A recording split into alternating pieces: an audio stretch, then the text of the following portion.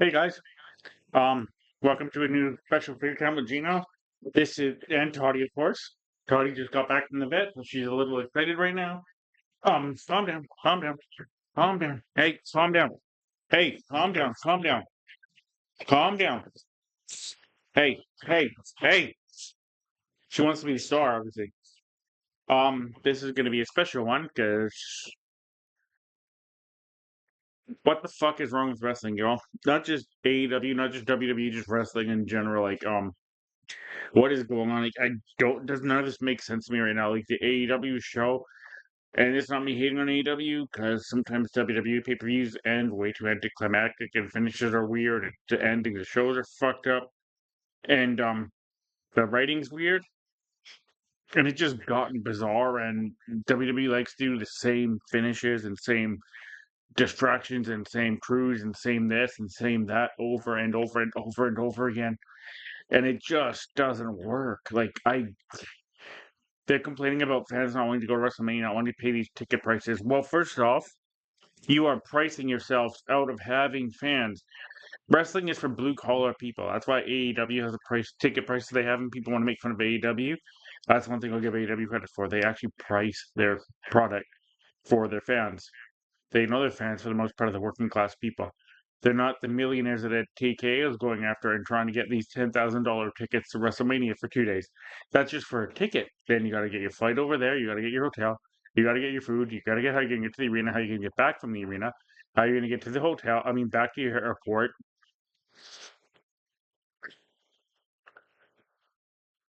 And let's just face it, and I'm a WWE bigot, or not biased, because I love WWE more than I'll ever love AEW, and I think AEW is a great product. Like I've said several times on social media, and they have a lot of good, entertaining things. But WWE's writing and production and creative has not been well. Not to say AEW's has either, because AEW's has storylines, and then AEW storylines go away, and it just doesn't make sense for the most part for me, either one of them. Claudia agrees, that's why she's disappeared.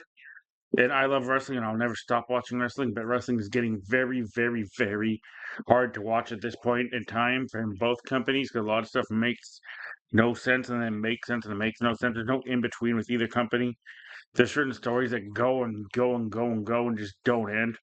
Like, take for example, and this might be recency bias, but the Judgment Day breakup thing took about 16,552 years for the Judgment Day to finally turn on Finn, and that's one of the reasons I've been posting videos for a while because I'm just trying to wrap my head around what the fuck is happening in wrestling and why it's just gone to hell in so many different ways compared to what it used to be when it's just basic and simple. And these people pandering to one audience because they knew that one audience. And now these two guys are competing against each other. And it just, in my opinion, is watering down the product and making it worse and not better on either side because they've all got these giant egos where they have to be better than each other and they can't be good enough for that one fan base they have that's been loyal to them forever. For WWE, for example, they've had a fan base like people my age have been loyal to this company for God. I've been watching WWE since I was fuck. I can't remember. I'd say a baby maybe because I remember my youngest memories were watching it with my dad and my grand no no. And for the other people that don't know, no no means that means grandfather, both of them. And I've never stopped watching it. There's points when WWE got bad, and they were kind of unwatchable eras, but I'd still watch because it was my escape from reality. And I'll be honest, I'm watching now on the Netflix, and I thought Netflix would change it, but it's just not gotten better, man. Um, it just like I said, recency bias. This thing with Seth Rollins versus the Vision with the Mystery Man and the Masked Man, and why were we playing a shell game last week with 15 live moving humans? It's like we know Seth, we know you're the person behind the mask. You don't need to wear a mask anymore. That thing is dead, done, it's over. The Vision gimmick, dead, done, over. Like, why is this shit happening? Does Triple H not get it? Does WWE not get it? Um, it's to me, it's beyond bizarre that you can't read the room. You can't read the elephant in the room. Road Dogg quit because, and yeah, Road Dogg was not writing a good SmackDown, but that wasn't WWE's issue. WWE's issue, and I personally think this way, and I'm taking NXT out of the equation because I think NXT is fucking brilliant. We're not going to mention NXT at all. Um, I truly think, and people think Vince lost the plot. I think in general, WWE and TKO have two different things going on to what they want their audience to be, and they're writing to two different types of audiences. And either way, they're missing their mark completely, and it just doesn't make fucking sense to me what's going on. They're trying to force certain people down your throat who don't belong on television and aren't ready for television. That goes for both companies. I'm not going to, well, I'll name names because they're names I've been saying for a while now. In AEW, you have the likes of the Anna Jays, the Ty Contis, the people like that who, and people think they should be on TV. If they're on TV and they have the space to put them on TV, Toddy, come here. Hey, leave that alone. And they have this space. Hey, leave it alone. And they have the space. Hey, hey, hey. And they have the space. Hey. And they have the space. Do it. And they have the space to do it. Hey, hey. And they have the space to do it. Why aren't they? Like people like these are fans that are trying to want these their favorites on TV, and I have a few like me talking about how they should use Candice better, how they should use Julia better. I'm a fan, an armchair fan, trying to say who they want because it's a person you like. And yes, maybe they probably should be using these people better, but there's also, like I said, people who aren't ready and never should have been on TV in the first place. There's a reason why Ty Conti was fired from WWE. Is she good to look at? Yes. Is she ready to be in the ring? Probably not. She's been in the ring a few times and then she's hurt people. Every match she's been in, she's hurt somebody. I mean, she broke Ruby Soho's nose twice. There's times where she's hurt herself. She's hurt the bunny. The bunny's hurt her. She's hurt Penelope Ford. I mean, she does this stupid finishing move, half the time she doesn't even do it properly. And then there's Anna Jay, who there's a lot of Anna Jay stands out there. I'm going to say that. Um, if she's your cup of tea, then she's your cup of tea. Is she a good-looking girl? Yes. But is she a girl that should be on TV? Probably not. She has difficulty doing the simplest of moves. She can't sell it all. And we'll talk about selling later on. Because this is gonna be a long ass video, guys. There's a lot of things I gotta rant on. And the selling unfortunately comes from one side of the company alone. That being based off a lot of what I saw yesterday on that pay-per-view. Um Anna Jay just isn't for me. It's been 6 years, and for me, she reminds me a lot of Dana Brooke, and eventually Dana Brooke apparently got good enough for a company to make her champion. I don't ever see how Dana Brooke's ever been good. That's just my personal opinion.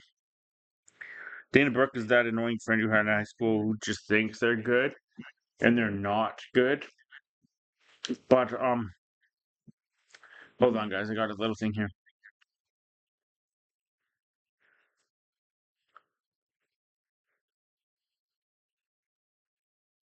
It's a friend of mine.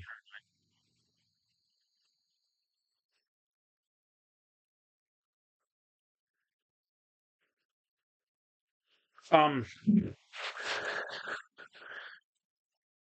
like there's like I was saying, there's people who Anna Jay struggles at the simplest things. She shouldn't be on TV. She struggles at doing her own finishing moves. She struggles at sometimes doing that spin kick. She does it in the corner. She can't talk. There's just so many reasons why Anna Jay shouldn't be on TV. And people like, she went to Japan, she got better. Yeah, she did for about a month. And then she had that run of matches with Mariah May. And if you actually truly watch, Mariah May carried her through every single match. Anna Jay is like, she's a good eye candy. She's good arm material. Um, I just don't see the reason to have Anna Jay on your TV when you have the likes of Hikaru Shida and Nyla Rose, who should be somewhat in the product, and Britt Baker, who and this my other issue with AEW, when they just get tired of somebody, they just make them disappear. Like, what's up with that? These are people that help make your product what they were and launch it to like the fans starting to like it, and you throw them away to the side like they're nothing. Like for me personally, Tyra Valkyrie is better than 85 to 90% of the roster they have. They use her sparingly on ROH, and that's rarely sparingly. Athena, probably the best wrestler in that company as a woman. Not even as a woman, but top. I put her top 5 in that company as a wrestler in general. On ROH, and ROH you're going to get if you rent or you buy a channel they have. Sorry, man, not everyone has all that much money to spend on wrestling. When you got to buy the Paramount Plus package to get to get to this, to get to that, to get this. And with WWE, you got to go to Netflix to get this and all of this and blah blah blah. Then you see, you got to get Paramount and like. I understand it's 2026, and everyone's trying to make the quickest buck they can make. But when your product isn't good, like I've been saying for a while, and this is from both companies, you should stop trying to add on this and that and this and that, and maybe focus solely on your product and what can make it better for the viewing audience. Because, like I said, WWE repeatedly same storylines, same finishes, same disqualification finishes, same 2-on-1 finishes, same. Oh, this guy's gonna turn on this person this week. Oh, is this person gonna turn here? How long is this story gonna go? Oh, look at the tease here. Look at the Easter egg there. Look at this there. Like, enough of this shit. Come up with something new, creative, something to hold your attention. This El Grande Americano versus El Grande Americano thing, no. We don't want it. We don't care. CM Punk is WWE champion, don't want it, don't care. Like, the guy can barely go 5 minutes without running out of breath. Certain wrestlers being forced down your throat, WWE is very, very, very good at that. And it's starting to get to the point where people can't take it anymore and they're turning away from the product, and I truly don't blame them. But naming people things like Rhea Hogan, us as wrestling fans, we got to stop that shit.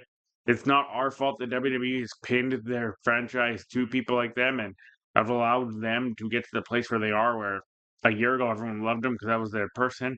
And now they're winning too much and we don't like you anymore. It's the same. Wrestling has as much to blame as we are as the fans for what we accept and what we don't accept. Um, yeah, I'm just really mad right now if you guys can't tell. This was my escape, and it's been an escape for a lot of people for a long time, and parts of it just been ruined by the stupidity of the programming, like I've said. And us fans and social media just getting on here thinking we're allowed to say whatever we want to say. Um, I just I don't have the words how to describe it, but I will say also that this is solely going to AEW because there's a lot of shit about WWE and to AEW. They have to learn the basics of learning how to tell a story because a lot of the people in that company have no idea how to tell a story or base a match to tell a story. That's my personal opinion. When it catch me move, impact move, I get up, I read impact move. No, you have to learn how to fucking still to tell the jeopardy of a story. And once again, there's a lot of people that are on AEW that are on their pay-per-views, that are on their TV, that are on their just their product in general that aren't ready. They're good for the little indie darlings and the indie fans and all that. And AEW's other problem, this is my personal thing, they bring in a lot of Japanese wrestlers and wrestlers from Mexico and shit. And they think because their little niche audience knows who they are, everyone that turns into their product knows who they are. No, you guys have to give us a better explanation, like a background of who these people are, where they came from, what their history is. So we kind of somewhat know who they are. WWE does a decent job of doing that, but lately WWE's also kind of fucked up with that. Like they just told us this is JC Mateo. Nothing about this is JC Mateo. He's part of sorry, uh, Solo Sikoa's MFTs. Unless you're an actual wrestling fan, you remember him from Will Ospreay's group. You don't know that's Jeff Cobb, and he's an Olympic wrestler. But this is the thing I'm going to say. With that being said, sorry guys, we're all on to speak. Happy 316 day. I'll let you in a minute, baby. Um, It doesn't make sense. Like, how are we supposed to know who Mystico is unless you remember him as Sin Cara from WWE or Stone Pitbull? I don't have a fucking clue that was until I got more and more into AEW and figured out who they were. Oh, hooray! The power couples here, AJ Lee and CM Punk. Also, who cares? Um, Toddy. Um, yeah, like I was saying, going back to that pay-per-view, so there's so many matches that didn't need to happen and they happened. And goddamn Liv. There were so many matches on that pay-per-view yesterday that didn't need to happen. That's AEW's product. is their pay-per-views go too long, too long, too long. Like I was telling a few of my friends yesterday, I started watching the show. The show started at 4 o'clock. By 9 o'clock, it was still going. I had to turn it off because I couldn't handle anymore. They have a problem with pacing their matches and having certain matches on a pay-per-view that are fine to be on a Dynamite or a Collision. And also, why does AEW have three television shows? Hey, hey! When nobody really watches Collision, but nobody watches. Toddy found something she doesn't like. She agrees with me on that. Nobody watches Collision. It's impossible to find in Canada. I know it doesn't get the greatest views. I've heard all the reviews. Hey, hey! Um, oh god, here we go again with the stupid masked man. Fuck off. See, even Toddy agrees with me. Fuck off the masked man. Um, why is this? What is going on? Like, I'm gonna AEW's pay per views are too long. I'm gonna say that they have matches that don't need to be matches. They have matches that go way too long. They have absolutely grotesque spots that happen in those matches. That like, did we need to see Hangman Adam Page get stabbed through the mouth again with a needle? Like the callback that happened from last year's what was it called? Texas Death Match? No. Did they have to go that graphic and show MJF use a plunger through it? Nope. But they did. They did both those things. Did they have to do half the shit they do? Like, did Tony Storm have to bite Marina Shafir's tit? No, but she did. And this is my biggest gripe with wrestling. You allow people like Ronda Rousey into a product. She ruins it and stains it and complains about things that happen in WWE. And then you hear that she was nothing but trouble and a headache and a diva and wanted everything her way in WWE. And there's a reason why she left and was not welcome back because I'm sorry, Ronda Rousey hasn't been relevant since she lost to Holly Holm and then got destroyed by Amanda Nunes. We have to drop this baddest woman on the planet gimmick. It is not a truthful thing. People that are still Ronda Rousey stands have to really actually grow up and realize she was a one-trick pony who had her 5 minutes in the sun. Toddy agreed with me. And this fight with Gina Carano, it's the only reason she's going to be on AEW. And once she's done with this, she's going to shit talk AEW because that's what she does. But things don't go her way. But in general, the state of wrestling is not enjoyable right now for somebody like me. As you can tell by this video, I could go on forever and ever. I'm probably not going to because I have Toddy who's getting upset over here. But the fact that we're talking about wrestling in a bad light, I hate doing it. It just so much things have to be fixed in wrestling. And Keys notes, WWE has to fix their finishes. They can't be no more run-ins, disqualifications, 2-on-1s, heel turns every 5 fucking seconds, double count out, single count out, on no contest. That shit all has to end. AEW has to teach the wrestlers how to sell.